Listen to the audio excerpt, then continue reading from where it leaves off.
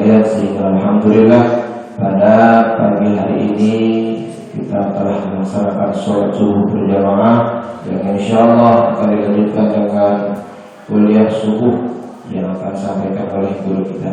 Semoga kumpulnya kita di tempat ini senantiasa mendapatkan ridho dan barokah dari Allah Subhanahu wa taala. Salawat beserta iring salam semoga selalu tercurahkan kehadiran junjungan alam Nabi besar Muhammad sallallahu alaihi wasallam. Semoga selalu tercurahkan pula kepada keluarganya dan sahabatnya dan umatnya, berkhusus kita semua yang hadir pada kesempatan kali ini mendapatkan syafaat di hari kiamat nanti. Amin ya rabbal alamin. Para jamaah sekalian yang dirahmati oleh Allah, langsung saja mari kita ikuti pengajian yang akan disampaikan oleh guru kita Al-Mukarram Bapak Ustaz Insinyur Muhammad Jazuli. Kepadanya dipersilakan. Assalamualaikum warahmatullahi wabarakatuh. Bismillah, alhamdulillah, wassalatu wassalamu ala Sayyidina Muhammad ibn Abdullah wa ala alihi wa ashabihi wa man tabi'ahu bi ihsan ila yaumil qiyamah. Asyhadu an la ilaha illallah wahdahu la syarika lah wa asyhadu anna Muhammadan abduhu wa rasuluhu la nabiyya ba'da. Allahumma salli wa sallim wa barik ala Sayyidina Muhammadin wa ala alihi wa ashabihi ajma'in wa man tabi'ahum bi ihsan ila yaumiddin. Subhanakallahumma la ilma lana illa ma 'allamtana innaka antal alimul hakim. Wa tub 'alaina innaka antat tawwabur rahim. Rabbi shrah li sadri wa yassir li amri wahlul 'uqdatam min lisani yafqahu qawli. Allahumma iftah lana bi futuhil 'arifin.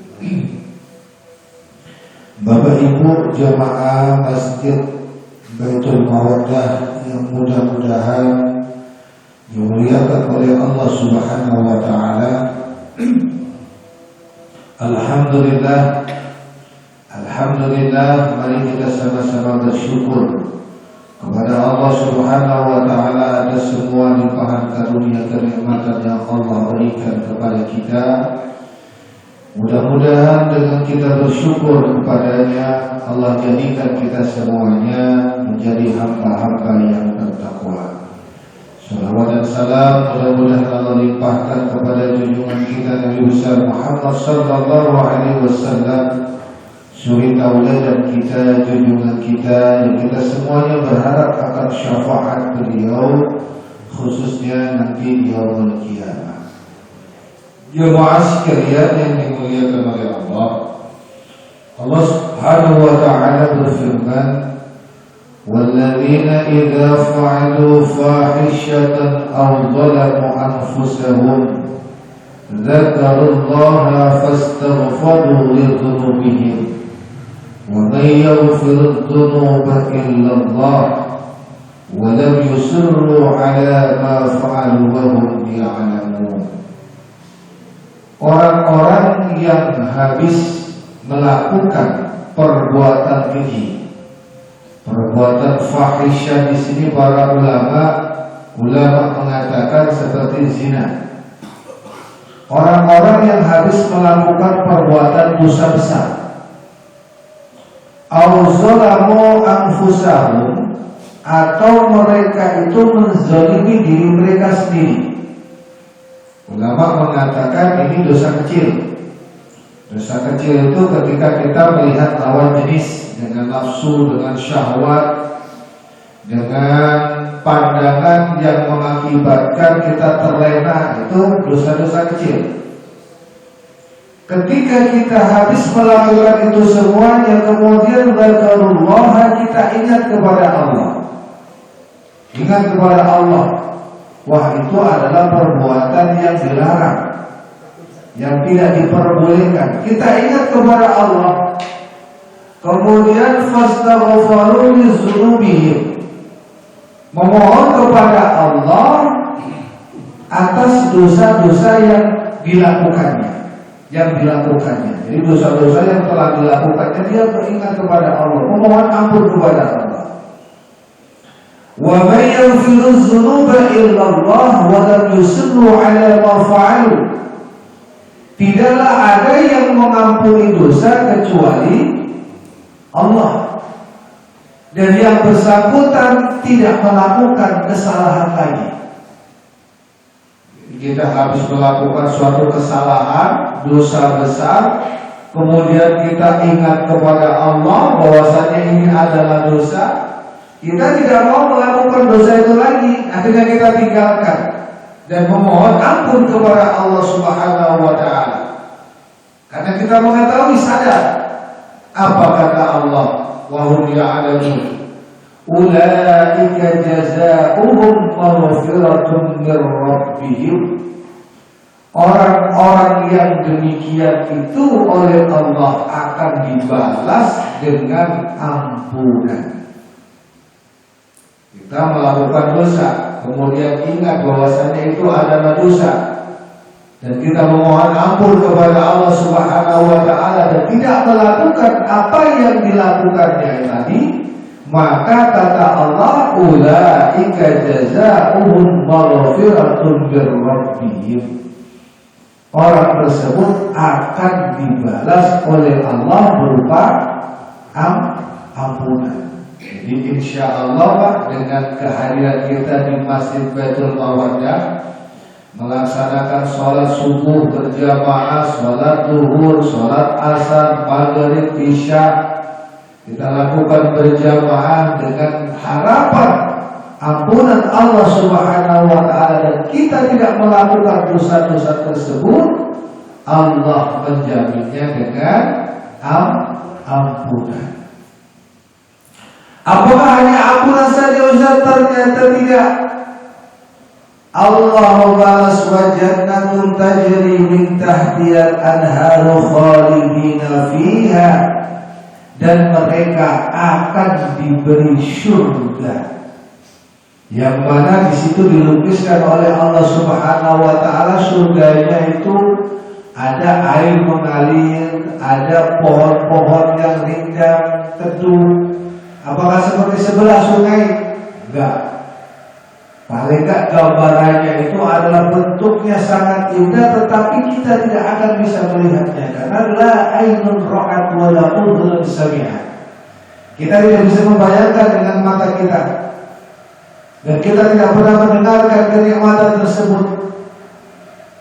Dan hanya Allah yang akan memberikan kepada kita, dan hanya Allah yang mengetahuinya surga itu bentuknya bagaimana. Namun digambarkan di situ keindahannya sungguh sangat indah sekali. Wa ni'ma ajrul 'amilin, dan itu semuanya adalah bagus untuk orang-orang yang beramal.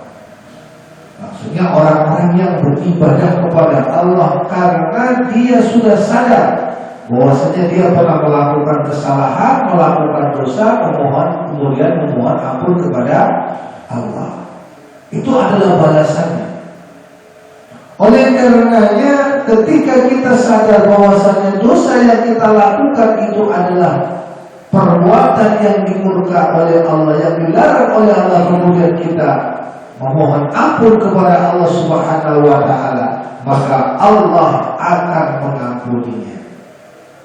Suatu saat baginda Rasul didatangi oleh malaikat Jibril. Didatangi oleh malaikat Jibril, kemudian malaikat Jibril berkata kepada Rasulullah, "Ya Muhammad, Inna Allah Ta'ala yaqra'uka salam." Sesungguhnya Allah membacakan salam untukmu. Dan Allah berkata, Allah berfirman, "Man taba min ummatika qabla mautihi bisanatin qubilat taubatuhu." Barang siapa sebelum kematiannya bertobat selama 1 tahun. Jadi ada orang meninggal, katakanlah tahun yang lalu ya Pak ya, 2021. 2020 dia bertobat. Maka kata malaikat Jibril, Allah menerima taubatnya. Allah menerima taubatnya 1 tahun. Kalau ada orang meninggal dan sebelum meninggal selama 1 tahun dia bertobat kepada Allah, baru Allah menerima taubatnya. 1 tahun waktunya itu lama atau pendek, Pak? Lama apa pendek, Pak? Lama lah. 1 tahun kita bisa ngapain saja, bisa merencanakan ini itu, bisa untuk ini itu 1 tahun. Dan Rasulullah mengetahui tentang hal itu. Akhirnya Rasulullah berkata kepada malaikat Jibril, "Ya Jibril, wahai Jibril, as-sanatu li ummati kathiratun, la ghalabatul ghafla wa tulul amal." 1 tahun untuk umatku itu sangat banyak. Kalau Allah menerima taubat sebelum 1 tahun, maka selama 1 tahun itu umatku akan disibukkan dengan kelalaian, lalai. Jangankan 1 tahun, Pak, 1 hari aja kita banyak lalainya ya, Pak ya. Banyak lalainya. Kita lebih sibuk melihat handphone daripada kita membaca Al-Quran. Benar nggak, Pak? Kita lebih sibuk membaca handphone daripada kita berzikir. 1 hari sajalah lama. Ini 1 tahun. Maka umatku akan disibukkan dengan kelalaian, lalai dari mengingat Allah Subhanahu wa ta'ala, dan akan banyak angan-angan. Angan-angan selama 1 tahun akan kemana saja direncanakan. Akan usaha ini, akan usaha itu, akan pergi ke sini, akan pergi ke situ selama 1 tahun. Akhirnya malaikat Jibril pergi menghadap kepada Allah dan datang lagi. Ya Muhammad, inna rabbaka yaqul man taba qabla mauti bisyahrin qubilat taubatuhu. Kalau begitu tidak 1 tahun Allah akan menerima taubat seorang hamba sebelum kematiannya selama 1 bulan. Jadi dari 1 tahun menjadi 1 bulan. Karena permintaan baginda Rasulullah SAW ini menunjukkan betapa sayangnya Nabi Muhammad kepada kita. Sampai taubat saja baginda Rasulullah SAW nawar 1 tahun panjang. Akhirnya malaikat datang kembali mengatakan 1 bulan. Dari 1 tahun menuju 1 bulan, 11 bulan dihilangkan. Namun Allah Subhanahu wa ta'ala, Rasulullah SAW, maksud saya, belum bisa menerima 1 bulan. Ada orang katakanlah Januari kemarin meninggal, Desember sudah bertobat diterima. Namun Rasulullah SAW belum bisa menerima. Kata baginda Rasul, Ya Jibril, asyharu li ummati katsirun. 1 bulan untuk umatku itu banyak. Dia bisa melakukan apa saja dalam 1 bulan. 1 bulan ya, kita bisa melakukan apa saja. Kita bisa melakukan ini, bisa melakukan itu, merencanakan ini, merencanakan itu. Kita bisa 1 bulan. Karena Rasulullah SAW 1 bulan itu banyak, panjang. Akhirnya malaikat Jibril pergi dan kemudian menghampiri baginda Rasulullah SAW. Inna rabbaka yaqul, sesungguhnya Rabb kamu berkata, wahai Muhammad, kata malaikat Jibril, man taba qabla mautihi biyaumin qubilat taubatuhu. Barang siapa yang sebelum kematiannya 1 hari dia bertobat kepada Allah, 1 hari sebelum kematiannya, maka akan diterima oleh Allah. Dari 1 tahun menuju 1 bulan, dari 1 bulan menuju 1 hari. Itu kata baginda Rasulullah SAW, al-yawm li ummati katsirun. 1 hari untuk umatku itu banyak, panjang. Kalau seumpamanya diterima baru 1 hari diterima, alangkah ruginya umatku. Itu Rasulullah. Langsung setelah itu malaikat Jibril kembali kepada Allah dan datang lagi kepada Nabi Muhammad sallallahu alaihi wasallam. Man taba qabla mauti bi sa'atin qubilat taubatuhu. Siapa yang meninggal sebelum 1 jam meninggal, dia bertobat kepada Allah, maka akan diterima tobatnya oleh Allah 1 jam. Dari 1 hari menjadi 1 jam, 24 jam, diringkas semuanya dari 1 jam. Kata baginda Rasulullah sallallahu alaihi wasallam, as-sa'atu li ummati katsiratun. 1 jam buat umatku itu juga panjang. 1 jam. 1 jam sebelum kita bertobat kepada Allah itu diterima tobatnya. Orang bertobat sebelum 1 jam sebelum meninggal diterima oleh Allah, diampuni oleh Allah. Akhirnya malaikat Jibril hadir, datang kepada Allah dan menghadap lagi kepada Nabi Muhammad sallallahu alaihi wasallam. Malaikat Jibril mengatakan, "Ya Muhammad, inna Allah Ta'ala yaqra'u as-salam wa yaqulu man mata jami'a umrihi."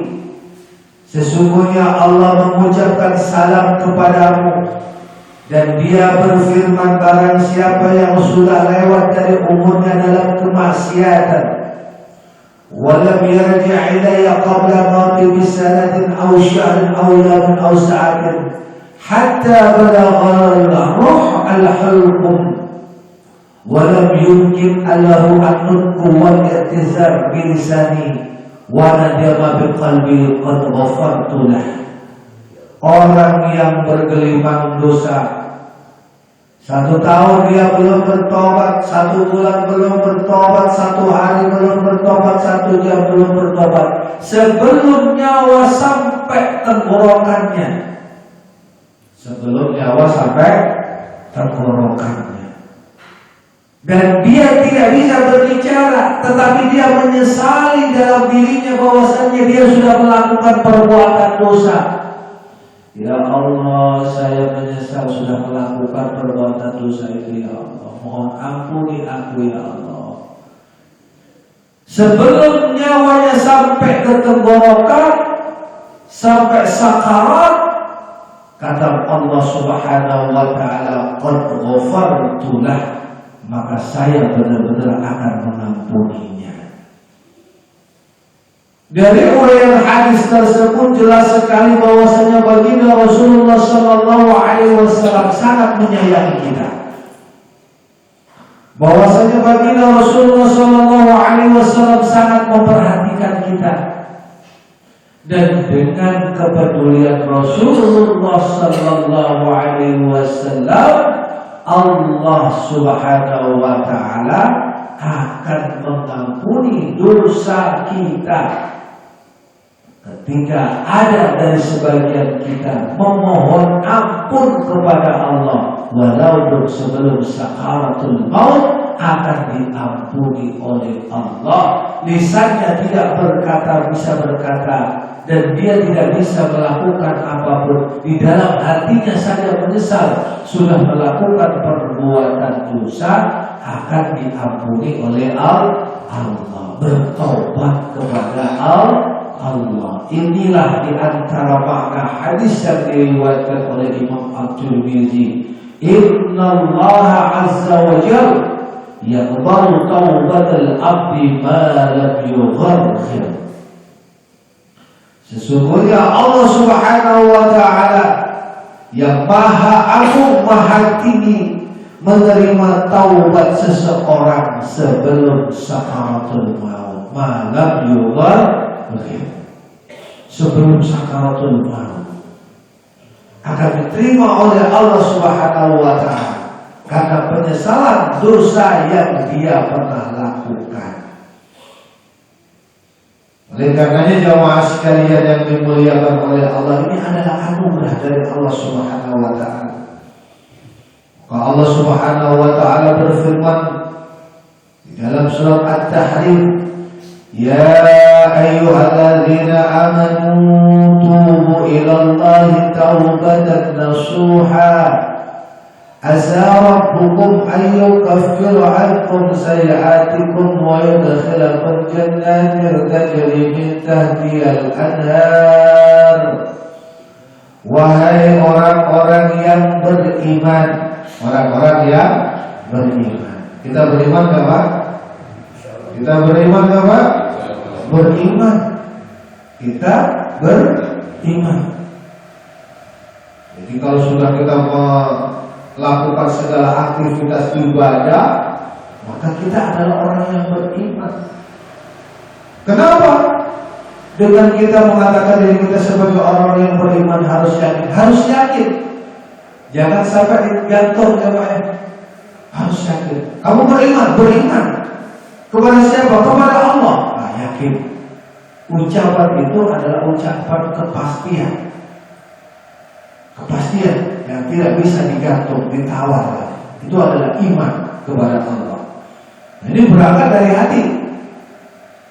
Iman itu berangkat dari hati. Aqdun bil qalbi, keyakinan di dalam hati, diucapkan oleh lisan. Wa iqrarun bin lisan, diucapkan dengan lisan. Iman, yakin. Asyhadu an la ilaha illallah wa asyhadu anna Muhammadar Rasulullah. Keimanan, yakin.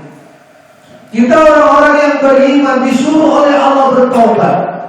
Tubu ilallah taubatan nasuha. Bertaubatlah kalian kepada Allah dengan taubatan nasuha, dengan taubat yang sebenar-benarnya. Taubat yang sebenar-benarnya itu bagaimana? Meninggalkan perbuatan yang dia pernah berbuat, dosa yang dia perbuat, menyesali sudah melakukan perbuatan dosa tersebut dan tidak akan melakukan perbuatan dosa itu. Jadi syarat taubat itu kan ada 3. Yang pertama berhenti melakukan, menyesali. Yang kedua, yang ketiga tidak akan melakukan dosa itu lagi. Ditinggalkan, kemudian disesali, tidak melakukan perbuatan itu namanya taubat. Taubatan nasuh, taubat yang sebenar-benarnya. Bagaimana caranya? Nanti kita akan bahas ya. Nanti kita akan bahas. Kita disuruh oleh Allah untuk bertaubat, taubatan nasuh, meninggalkan dosa-dosa yang pernah kita berbuat, tidak melakukan kesalahan-kesalahan yang pernah kita berbuat, dan terus istiqomah di jalan Allah Subhanahu wa taala dengan keyakinan, tidak dengan keraguan. Sholat subuh, datang ke Masjid Baitul Mawaddah dengan keyakinan, diampuni oleh Allah, diberkahi oleh Allah. Itu keyakinan yang tidak bisa ditawar lagi, karena ini berangkat dari iman. Tadi itu akdun, keyakinan di dalam hati, akdun bil qalbi, keyakinan di dalam hati, wa iqrar, dan diikrarkan dengan lisan, wa amal bil arkan, dan diamalkan dengan perbuatan. Bapak-bapak sekalian, duduk dari jam 5 nanti sampai jam 6 mendengarkan taklim. Itu kalau bukan berangkat dari iman tidak akan kita lakukan. Walaupun lah kadang-kadang ada ngantuk-ngantuk dikit ya Pak ya. Oh, pokoknya kalau ngaji ini, kalau ngaji aktivitas baik itu pasti ada godaannya, yaitu ngantuk. Ngantuk itu biasa. Tapi ya jangan sampai tertidurmu pulas. Paling yang ngantuk-ngantuk dikit lah, masih wajar ya Pak ya, masih wajar. Allah menyuruh kita untuk bertobat kepadanya. Berarti Allah tahu bahwasanya kita itu banyak melakukan kesalahan. Berangkat kerja ketemu dengan lawan jenis, kemudian dilihat dipantengin mata, akhirnya menumbuhkan maksiat matanya maksiat, berdosa kepada Allah. Dosa Ustaz melihat lawan jenis, dosa siapa bilang? Kalau begitu bagaimana kita itu sering? Maka banyak-banyaklah berwudu, ya Pak ya, berwudu, bersuci. Habis dari tempat bepergian kita wudu, batal kita wudu, insya Allah itu bisa menembus. Wattabi'us sayyi'atul hasanat tamhuha. Ikutilah kejelekan itu dengan kebaikan. Nah, di antara kebaikan kan berwudu. Terus apa? Banyak-banyak kita beristighfar. Astagfirullah, astagfirullah, astagfirullahaladzim. Kan begitu. Jadi kita banyak beristighfar, mohon ampun kepada Allah Subhanahu wa ta'ala. Kita disuruh bertobat oleh Allah agar apa? Kesalahan-kesalahan yang pernah kita perbuat diampuni oleh Allah. Dosa-dosa yang pernah kita lakukan diampuni oleh Allah. Makanya kita disuruh bertobat kepada Allah. Karena Allah tahu bahwasanya kita manusia banyak melakukan kesalahan, banyak melakukan dosa. Kita disuruh untuk bertobat kepada Allah. Asa ayyukaffiru ankum sayyi'atikum. Dengan kalian bertobat kepadanya, dengan benar-benar bertobat kepadanya, Allah akan menghapus kesalahan-kesalahan kalian. Kesalahan kita banyak Pak. Bukti kesalahan kita banyak. Kalau semuanya ditawari untuk pindah alam ke alam barzah, kita pasti enggak mau ya Pak ya. Pasti enggak mau, nanti dulu anak saya masih kecil-kecil, belum pada nikah. Kan begitu alasannya. Itu kan alasan sebenarnya. Sebenarnya kita tidak berani. Kenapa tidak berani? Karena kita merasa banyak dosa. Itu sadar atau tidak?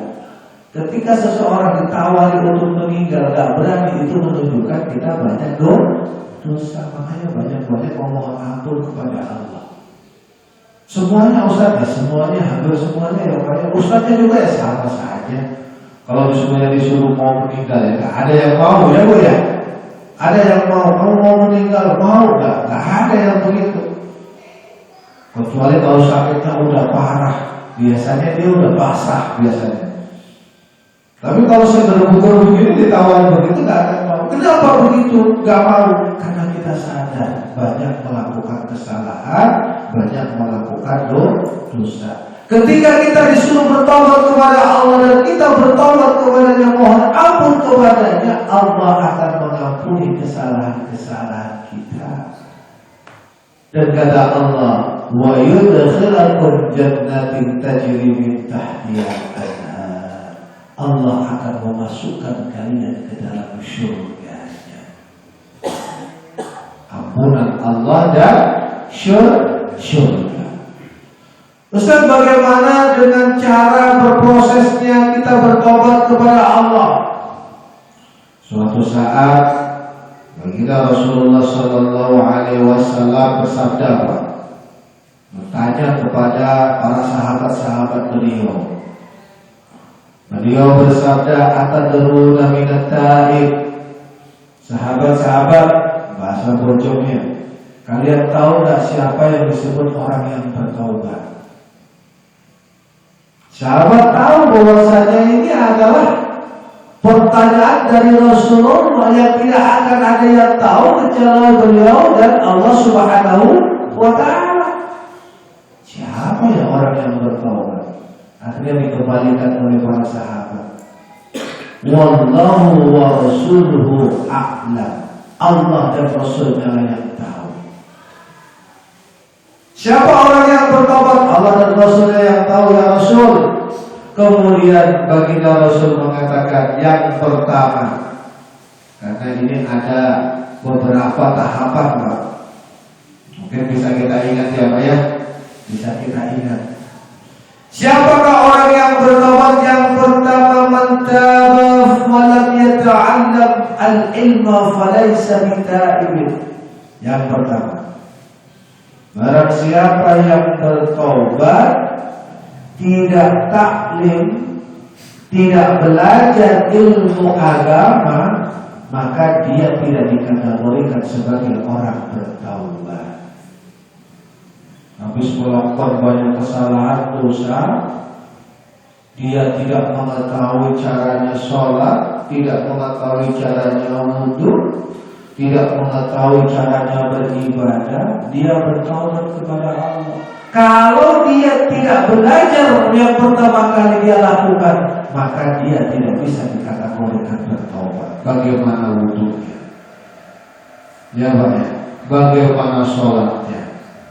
Bagaimana melakukan aktivitas ibadah yang lain? Kalau dia tidak belajar, maka tidak dikategorikan sebagai orang yang bertaubat. Maka belajar itu mempunyai kedudukan yang penting.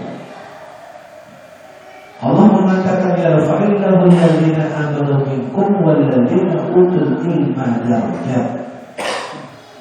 Allah mengangkat derajat orang-orang yang beriman di antara kita, di antara kalian, kata Allah, walladhina utul ilma darajat, dan orang-orang yang dikasih ilmu agama, ilmu mendekatkan diri kepada Allah dengan beberapa derajat, tingkatan kemuliaan. Itu Allah sendiri yang berfirman demikian. Allah akan mengangkat derajat orang-orang yang berilmu. Makanya kalau semuanya ada orang yang mau bertobat tetapi dia tidak belajar ilmu agama, tidak dikategorikan sebagai orang yang bertaubat. Setelah mengetahui ilmu agama, baginda Rasulullah SAW melanjutkan, wa man taba wa lam yazid fil ibadati falaysa bita'ibin. Barang siapa yang bertaubat tetapi ibadahnya tidak bertambah, maka dia tidak dikategorikan sebagai orang yang bertaubat. Jadi ibadahnya harus bertambah. Sholat malamnya, sholat sunnahnya, kewajiban-kewajiban yang dia pernah lakukan harus dikontrol semuanya. Karena dia bertobat, dia sudah melakukan banyak dosa, dia harus memperbanyak amal ibadah kepada Allah Subhanahu wa Ta'ala. Maka imannya semakin kuat dan ibadahnya semakin bertambah. Ibadahnya semakin bertambah, zikirnya diperbanyak, baca Al-Qur'annya diperbanyak. Itu namanya bertaubat kepada Allah Subhanahu wa Ta'ala. Setelah taklim, mengetahui ilmunya, ibadahnya jadi bertambah. Dan biasanya orang-orang yang ibadahnya bertambah, ada saja godaannya, ujiannya. Ujiannya ada saja. Entah itu anaknya, entah itu istrinya, entah itu suaminya. Itu ujiannya ada. Entah itu keluarganya, akan dapat ujian dari Allah Subhanahu wa Ta'ala. Makanya selanjutnya yang nomor 3, wa man taba wa lam yar'a al-khasma falaysa bita'ibin. Barang siapa yang bertaubat tetapi dia tidak rela dengan ketentuan yang Allah tentukan, ujian yang dia jalani, maka dia tidak dikategorikan sebagai orang yang bertaubat. Berarti ketika dia bertambah ibadahnya, ada ujian dari Allah Subhanahu wa Ta'ala, dia rela ada ujian dari Allah Subhanahu wa Ta'ala. kemudian dia terus beribadah kepada Allah Subhanahu wa Ta'ala. Orang yang sudah demikian, maka dia juga harus meninggalkan semuanya yang melekat di dalam dirinya yang berupa keharaman. Sehingga baginda Rasul melanjutkan, wa man taba wa lam yughayyir libasuhu wa zinatuhu wa falaysa bitaibin. Siapa yang bertobat, tidak menaruh pakaian lamanya, pakaian lamanya yang masih haram-haram, yang masih najis, perhiasannya yang masih najis-najis. Kalau tidak berubah pakaian dan perhiasannya, maka dia tidak dikategorikan sebagai orang bertaubat. Berarti bertaubat harus benar-benar suci, baik lahiriahnya maupun batiniahnya. Jadi suci secara hadas, secara najis, dan suci secara maknawinya. Pakaian itu benar-benar halal dari Allah Subhanahu wa Ta'ala. Kemudian setelah melakukan itu, wa man taba wa lam yubaddil ashabu falaysa bitaibin. Barang siapa yang mengaku bertaubat, yang bertaubat kepada Allah, tidak mengganti teman-temannya, maka dia tidak dikategorikan sebagai orang bertaubat. Berarti temannya juga harus ganti. Nah, mungkin kita itu berteman dengan orang yang suka melakukan maksiat, sudah mengikrarkan dirinya bertobat kepada Allah, berarti kesalahan-kesalahan teman-temannya, pakaian-pakaiannya yang kotor, kita tinggalkan. Jadi taklil dulu ya Pak ya. Setelah taklil bertambah ibadahnya. Kemudian ridho terhadap Allah yang Allah tentukan. Dihilangkanlah pakaian-pakaian haram. Digantilah teman-teman yang mengajak kepada kemaksiatan. Itu semuanya harus diganti. Kemudian setelah itu, wa man taba wa lam yatwi firasyahu wa bisatuhu falaysa bitaibin. Barang siapa yang bertobat, tidak meninggalkan kenikmatan yang melelahkan. Ini sebenarnya tempat tidur yang empuk, yang membuat dia tertidur pulas. Tidak meninggalkan kenikmatan-kenikmatan yang melelahkan, maka dia tidak dikategorikan sebagai orang yang bertobat. Pakaiannya haram, teman-teman yang mengajak kepada dosa ditinggalkan, bahkan tempat tidur yang melelahkan juga ditinggalkan. Yang akhirnya nanti akan bisa merubah akhlak atau budi pekertinya.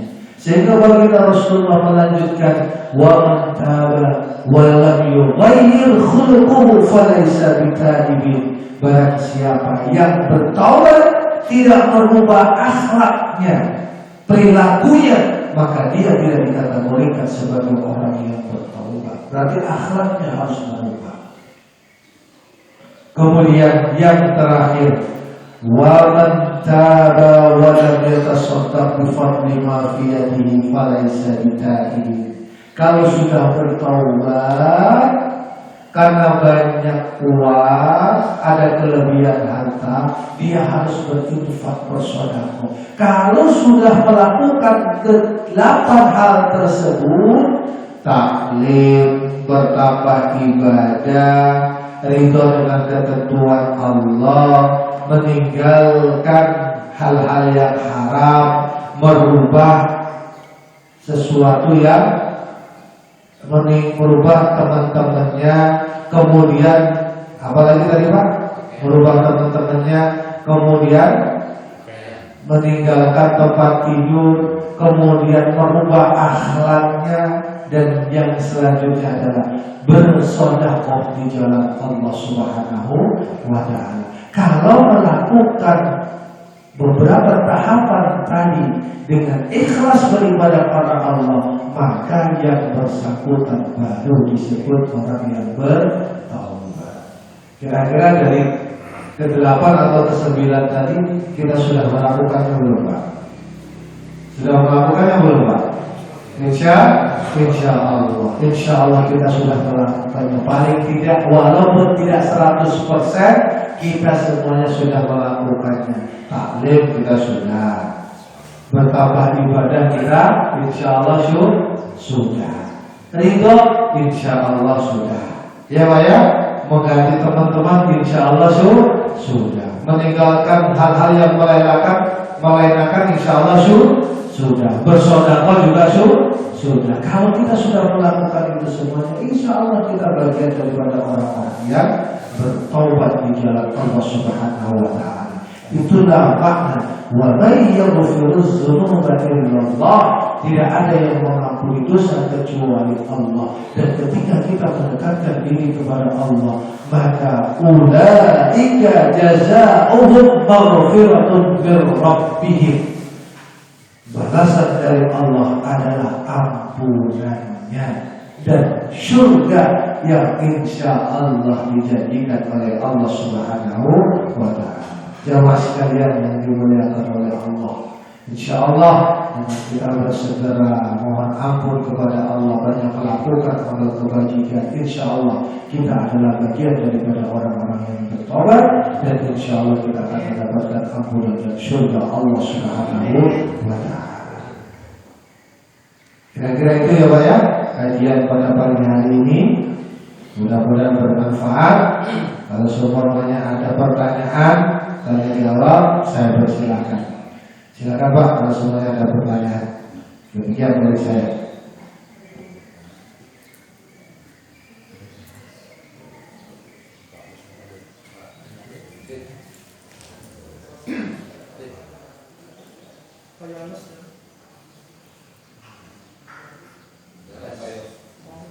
Assalamualaikum warahmatullahi wabarakatuh. Nah, sebelumnya saya mau bertanya kepada Pak Ustaz, dan tadi mungkin disinggung juga masalahnya. Bagaimana kita bisa mencapai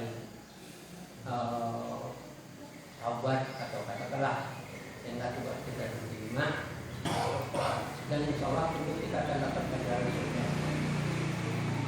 Bagaimana bentuk surga tersebut, kita tidak bisa bayangkan dari kata bilang, tidak bisa bayangkan dan memikirkannya secara ini. Kira-kira orang masuk surga itu siapa saja, bagaimana keadaan surga itu, dan bagaimana juga dengan keadaan neraka dan keadaan penghuninya. Kita memohon untuk sama akan dijelaskan dua-duanya. Sekian, assalamualaikum warahmatullahi wabarakatuh.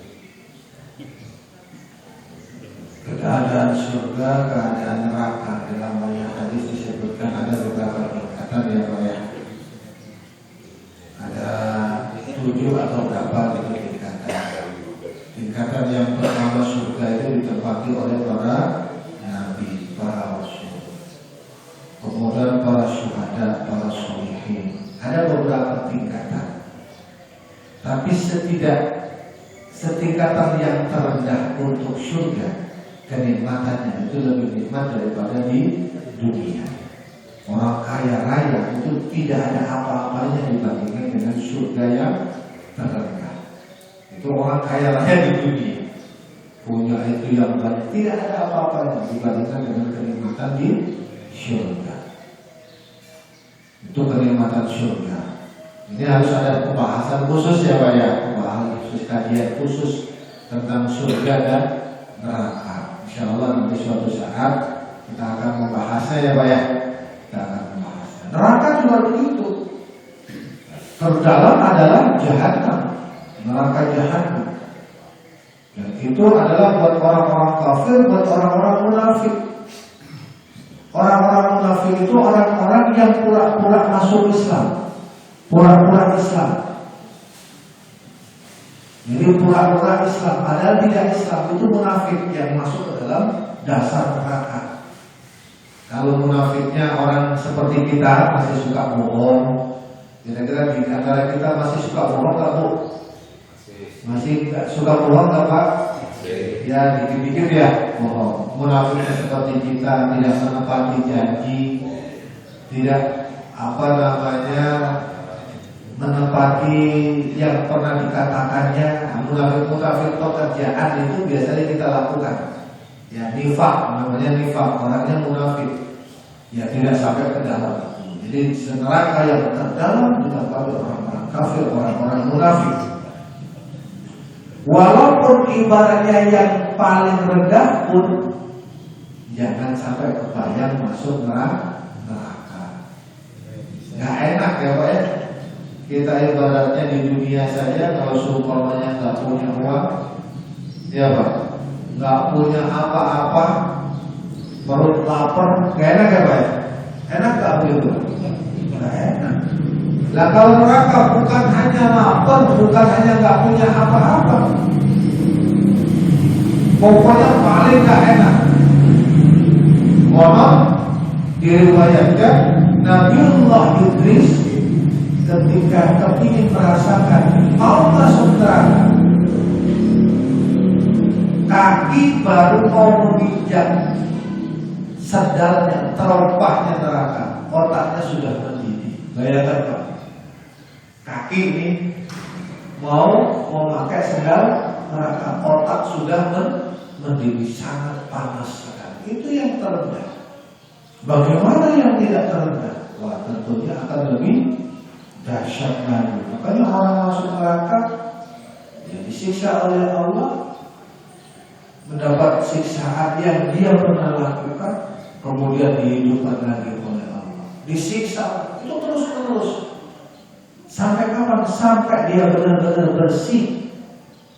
Ketika dia seorang muslim bersih, kemudian diangkat oleh Allah masuk ke dalam syurga. Jadi orang-orang yang masuk ke dalam syurga adalah orang-orang yang bersih. Orang-orang yang bersih. Jadi ketidaknikmatan neraka itu sangat luar biasa. Yang terendah aja begitu, apalagi yang seperti neraka jahanam. Na'udzubillah min dzalik. Jangan sampai kita masuk neraka ya Pak ya. Kalau semua Biaya hisab insyaallah. Biaya hisab insyaallah, tanpa hisab ya Pak ya. Itu tanpa hisab masuk surga insyaallah. Walaupun surga yang paling rendah tingkatannya ya Pak ya, masih bagus.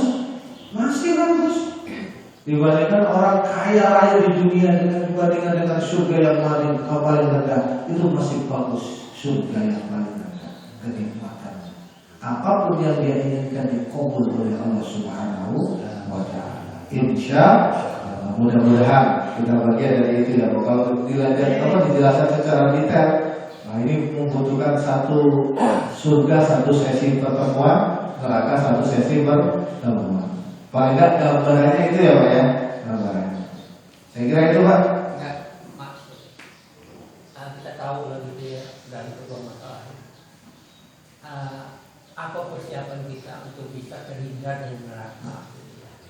Agar kita ya mungkin kita ini hidup banyak kelalaian, banyak kekurangan. Tapi kita berharap juga jangan sampai masuk neraka lah. Kira-kira begitu lah.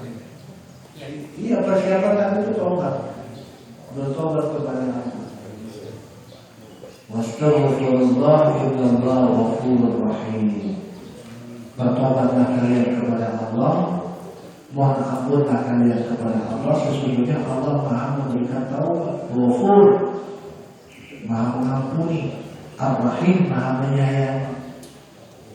Jadi caranya ya bersegera. Wasari'u ila maghfiratin min rabbikum, bergegaslah kalian menuju ampunan Allah. Wa jannatin arduha samawati wal ardh uiddat lil muttaqin. Surga itu disediakan bagi orang-orang yang bertakwa. Jadi untuk mendapatkan surga supaya terhindar daripada neraka, bergegas terus mencari ampunan Allah dengan berzikir, di rumah banyak zikir, banyak sholat, banyak bacaan istighfar, tasbih, ya Pak ya, sholawat, itu semua dibaca. Mohon ampun kepada Allah Subhanahu wa Ta'ala, bergegas menuju ampunan Allah Subhanahu wa Ta'ala supaya kita terhindar daripada neraka. Kalau semua kita banyak zikir, banyak sholawat, insya Allah banyak zikir, istighfar, tasbih, tahlil, sholawat, insya Allah kita akan terbebas daripada neraka. Insya Allah. Itu caranya bertobat tadi itu. Bertobat buat tadi itu. Ya ayyuhalladzina amanu tubu ilallahi taubatan nasuha. Wahai orang-orang yang beriman, bertobatlah kalian kepada Allah dengan taubat yang sebenar-benarnya. Kan begitu? Ya, tobat itu bagaimana ya? Tadi itu taklim dulu, belajar dulu, kemudian bertambah ibadahnya, ridho terhadap ketentuan Allah, mengganti pakaian yang haram. Jadi sekelilingnya jangan ada yang haram, yang halal semuanya. Mengganti pakaiannya, mengganti teman-temannya untuk beribadah kepada Allah, kemudian bersedekah. Itu caranya tadi itu sudah saya sampaikan tadi. Siapa yang bertobat? Yang pertama taklim, ya, setelah taklim baru bertambah ibadah, kemudian rela terhadap Allah tentukan, tinggalkan maksiat, tinggalkan pakaian-pakaian yang kotor, tinggalkan teman-teman yang mengajak kepada maksiat, berubah akhlaknya, kemudian banyak bersedekah. Itu cara untuk mendapatkan syurga. Cukup ya Pak ya? Saya kira itu. Ada tambahan pertanyaan?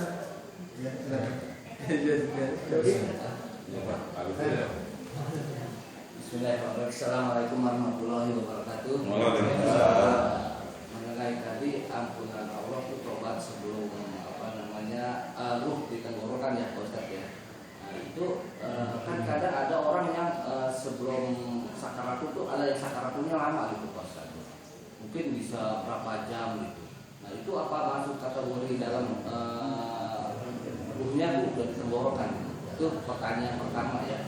Kemudian yang kedua, saya pernah dengar kisah ya beberapa ceramah bahwa di zaman Nabi Musa pada saat Fir'aun mau mati di tengah laut, ini kan juga hampir mau mengucapkan tobat ya, artinya sebelum itu. Apakah risalah ini ada korelasinya dengan di zaman Nabi Musa? Itu artinya Jibril alaihissalam pernah juga menyampaikan soal tobat sebelum ruh di tenggorokan.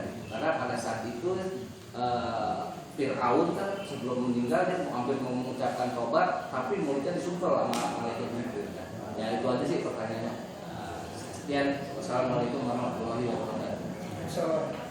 Kalau masalah Fir'aun masih debatable ya Pak ya, dia itu tobat atau tidak. Ada yang mengatakan dia mau bertobat tapi tidak diizinkan. Tapi dia tidak dalam kategori bahwa watul hulqum, tidak sampai posisinya dia sakarat. Jadi dia sebelum sakarat. Kemudian yang perlu dilihat juga bahwasanya kejadian pada zaman Fir'aun tidak terjadi di zaman Nabi Muhammad.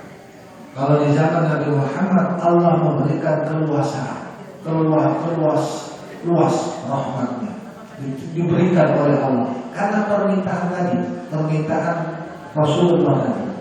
1 tahun menjadi 1 bulan, 1 bulan menjadi 1 hari, 1 hari menjadi 1 jam, 1 jam sebelum dia sakarat, sebelum dia sakarat itulah dia bisa untuk bertobat kepada Allah, menyesali perbuatan yang dia pernah. Jadi tidak bisa dihubungkan antara zaman sebelum Nabi Muhammad dengan Nabi Muhammad. Di zaman Nabi Muhammad sebelum dia sakarat bertobat kepada Allah, diampuni oleh Allah Subhanahu wa Ta'ala. Itu ya Pak ya. Ini tidak bisa dihubungkan. Tapi yang jelas maksudnya kita mendapatkan keutamaan yang besar. Bahwasanya sebelum sakarat Allah masih menerima taubat dari umat Rasulullah Sallallahu Alaihi Wasallam. Soal Fir'aun, usah Fir'aun ya. Kemudian yang pertama tadi apa Fir'aun? Soal waktu sakarat itu kan ada yang lama. Oh ada yang lama, ada yang pendek. Nah itu maksudnya kategori dia nyuruh yang tenggorokan itu apa sebelum koma atau gimana? Gitu? Ya pokoknya sebelum sakarat itu sebelum dia sadar. Orang sakarat itu kan nggak sadar. Orang sakarat itu nggak sadar. Kenapa saya bilang nggak sadar? Ya karena di dalam kitab Daqaiqul Akhbar salah satu syekh itu pernah menghadapi sakaratul maut dan dia tidak sadar terhadap sakarat itu. Jadi dia ketika dia tidak sadar, insya Allah masih ada proses di mana Allah memberikan taubat kepada orang yang di dalam proses itu. Kalau semuanya sampai lama, sakaratnya sampai lama, gitu. Wallahu a'lam ya. Pokoknya sebelum balaghatul hulqum, sebelum nyawa itu sampai tenggorokan lah bahasanya. Dan sampai tenggorokannya kok lama ya, wallahu a'lam. Pokoknya hadisnya mengatakan sebelum nyawa itu sampai tenggorokan. Prosesnya lama atau tidak, wallahu a'lam, tak tahu. Pokoknya hadisnya mengatakan sebelum nyawa sampai tenggorokan. Nah, kalau semua sampai tenggorokannya kok sehari semalam ya wallahu a'lam. Wallahu a'lam. Memang ada beberapa orang yang lama. Iya. Iya. Karena kesalahan dan dosa itu biasanya sampai lama. Sampai dia nggak sadar. Sampai dia nggak sadar. Memang ada yang mengatakan begitu. Jadi saking dahsyatnya kematian itu ya Pak ya. Saking dahsyatnya kematian itu luar biasa. Pokoknya sebelum balaghatul hukum kita pegang itu aja ya Pak ya. Soal balaghatul hukumnya tenggorokannya itu sampai sehari semalam wallahu a'lam. Makanya di dalam hadis itu sebelum sampai tenggorokan. Berarti sebelum dia itu benar-benar nggak sadar. Insya Allah lah kalau soal balaghatul hukum kan cepat waktunya lah ya. Tapi pada saat dia bisa sampai tenggorokan dia sadar ya, termasuk dapat hidayah dari Allah. Itu semuanya kan hidayah Pak. Bukan ciptaan, bukan hidayah. Allah sayang nih dia melakukan dosa, tapi Allah sayang dimasukkan surga ya sebelum masuk sebelum meninggal dikasih kesempatan bertaubat. Coba Pak ya. Assalamualaikum warahmatullahi wabarakatuh. Saya mau bertanya yang telah Pak Ustaz Pak Nasrullah. Jadi begitu kita melaksanakan dosa yang telah kita lakukan, kita bertobat, tobatan dosa. Terus saya menanyakan setelah melakukan proses tobat itu melaksanakan 8 kategori yang tadi itu 9 tadi itu, apa tanda-tanda kasarnya kita bertobat kita diterima sama Allah? Terus apa yang telah apa yang keadaan kita tuh yang seperti kita tuh dari terima tobatnya? Apakah kapan kita tahu itu? Ulama mengatakan di antaranya diterima taubatnya oleh Allah adalah kita tidak mengulangi dosa yang pernah kita lakukan. Kita tidak mau mengulangi. Jadi itu tandanya diterima oleh Allah. Tapi kalau masih mengulangi belum diterima oleh Allah. Tidak, bukan tidak ya, tapi belum. Belum itu masih ada proses Allah menerima. Allah menerima. Jadi di antara tanda orang yang diterima taubatnya adalah tidak mengulangi dosa, tidak mengulangi dosa yang dia pernah lakukan.